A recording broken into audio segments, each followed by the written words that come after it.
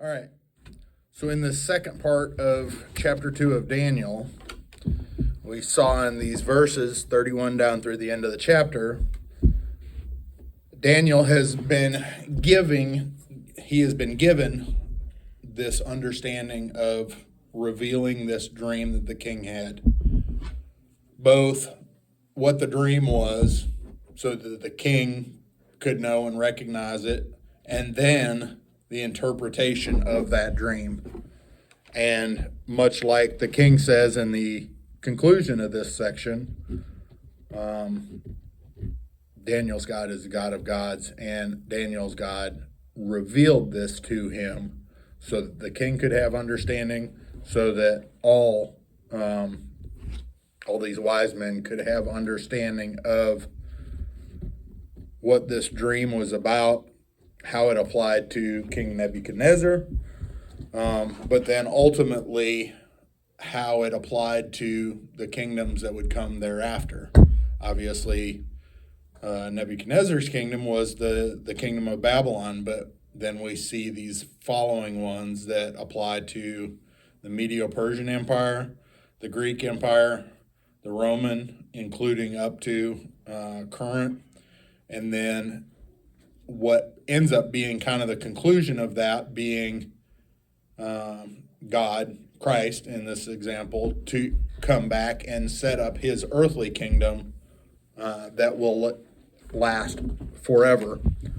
So the first point here is that the God in heaven gave King Nebuchadnezzar power and authority. His kingdom was set up by God. But this dream, in part, was to remind him that he was still accountable to God. Kings of that era thought they were all-powerful, thought that nothing could stop them. And part of this dream was to remind him that he as the king of the known world at that time, was still accountable to God, was still being held to this understanding of the dream by God. In the way that this portion of the chapter reads out, we see God giving Daniel understanding of this dream and that interpretation to show his power through Daniel. So in this time, kings and their kingdoms were synonymous. So, in this example of this figure that Nebuchadnezzar saw in his dream, the gold in the head represented not only Nebuchadnezzar as the king, but also his kingdom as his representative or proxy.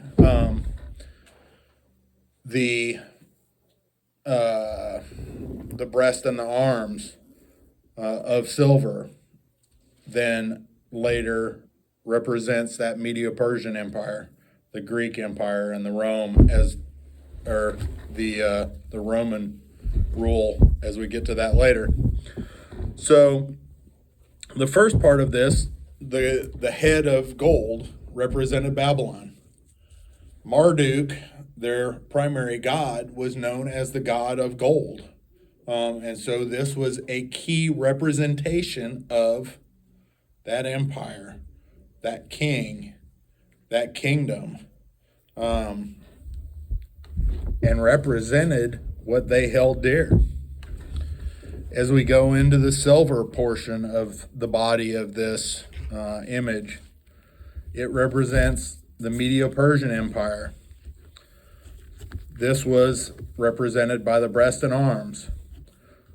The breast and arms, in particular, this represents a joint kingdom. There was two halves to that kingdom. One of the key factors or key things that represented that kingdom and its power was silver.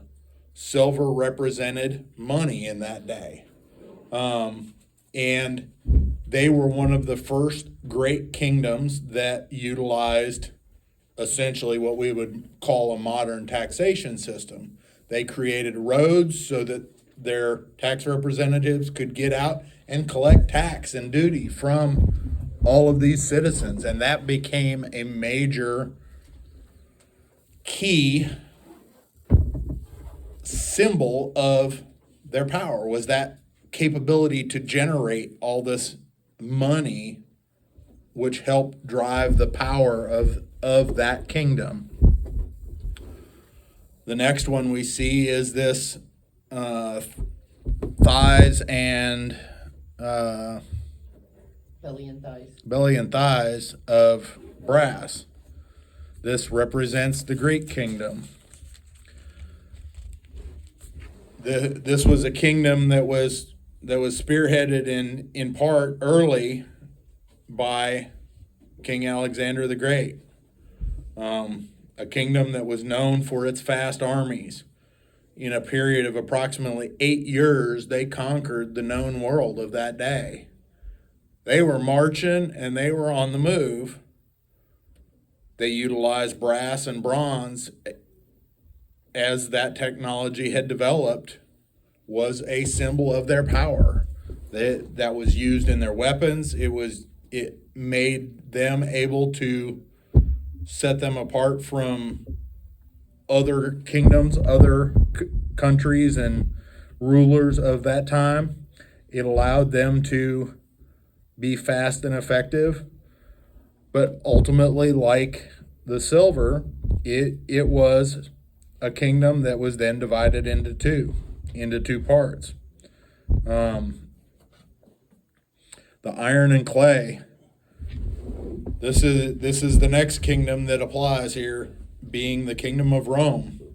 This iron was able to pierce the bronze, was stronger, was able to make them weapons that were set them apart from even the Greek kingdoms.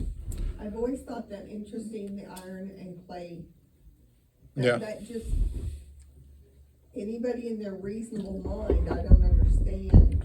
And so God using that, I guess that always throws me. Well, and in reading up on this, I think part of that, much of Europe, much of modern day society and governments is still, to some extent, an extension of the Roman Empire.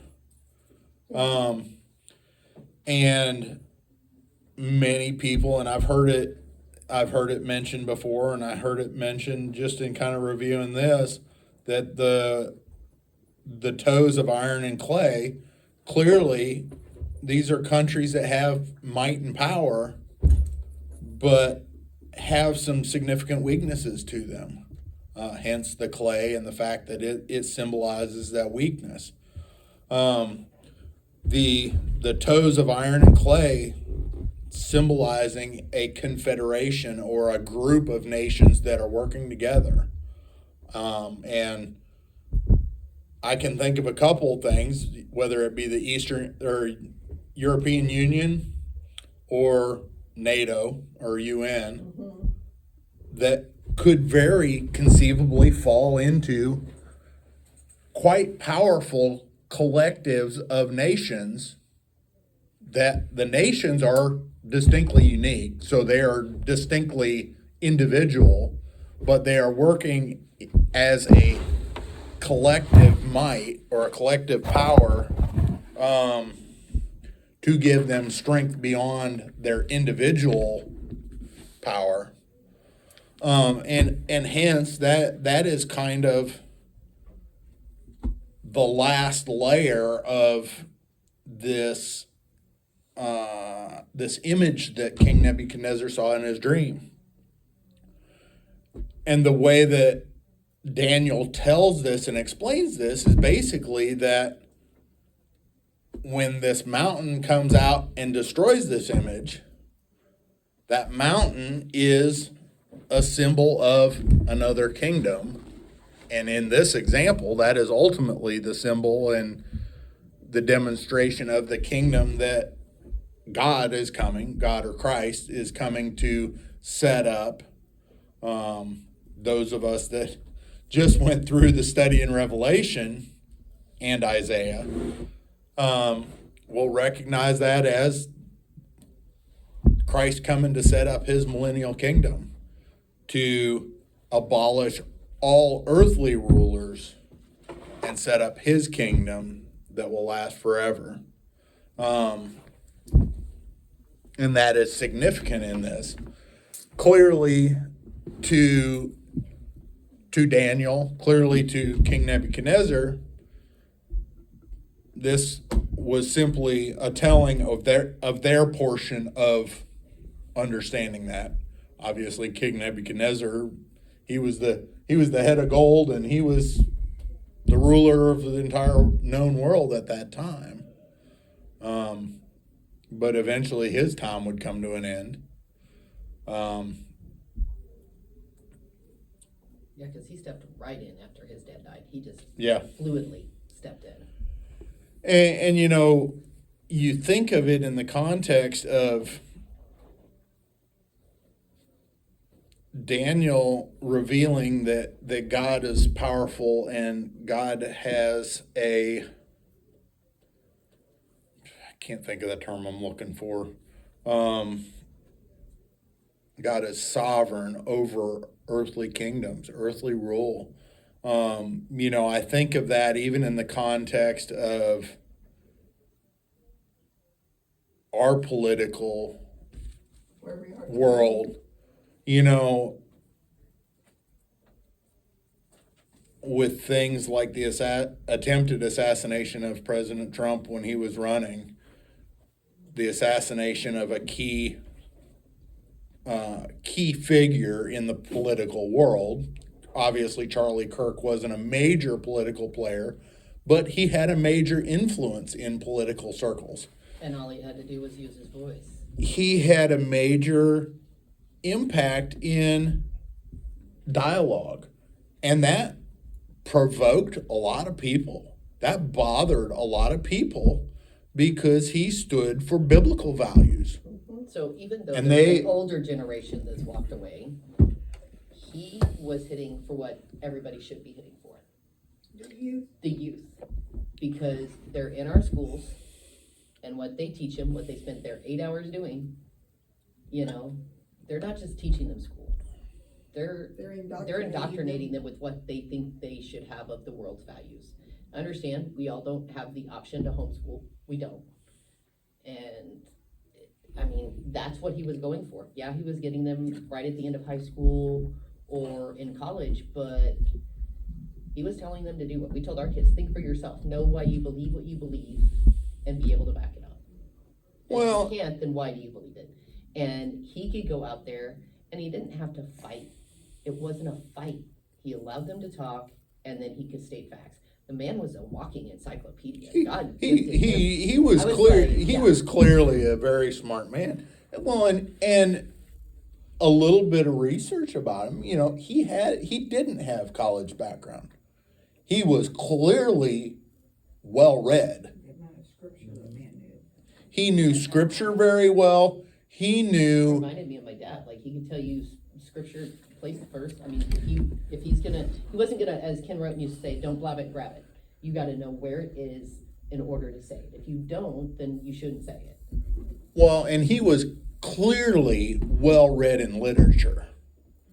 He was well versed in Aristotle, all of history. that. Mhm. He was well read in literature from decades and millennia past.